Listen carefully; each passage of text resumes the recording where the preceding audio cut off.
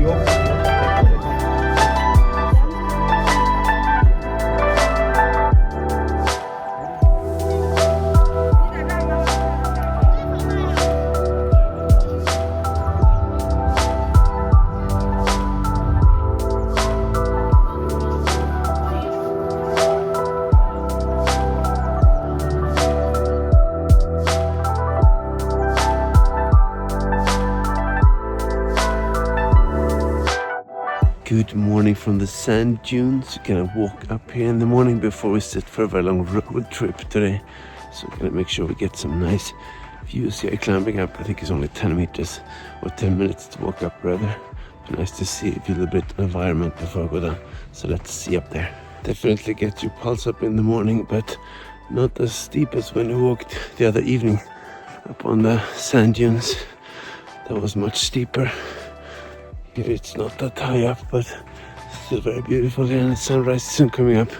Just gonna go up to here and take some photos. Should probably have better shoes than I have here. Walking up, not the best. You can borrow some, but still works fine. Now we just have this ledge left up here. Whew, made it to the top. 10 minutes climb. Sitting and watching sunset. Not 1 hour like last time. That is a pretty crazy view, I can tell you. Definitely worth getting up early for this sunrise here. But now it's time to go driving. It's gonna be a lot of driving today, many hours. So time to get some breakfast and let's get going.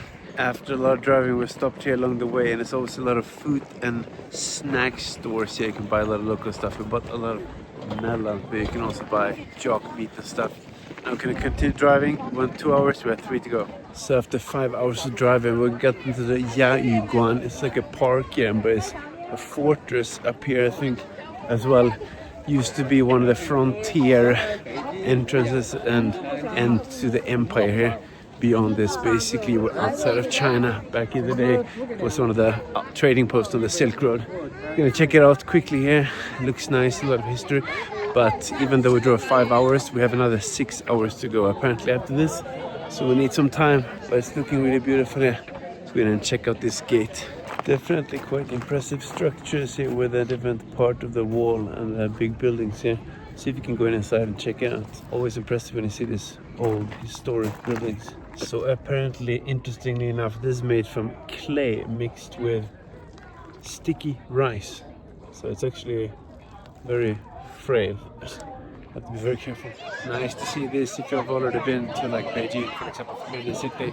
Here's the end of the whole Chinese Empire, basically the Silk Road. So of course it has to be guarded. You can walk along here, see the cannons, piece of the wall. When you're walking around here, there's a lot of things to see, real old buildings here.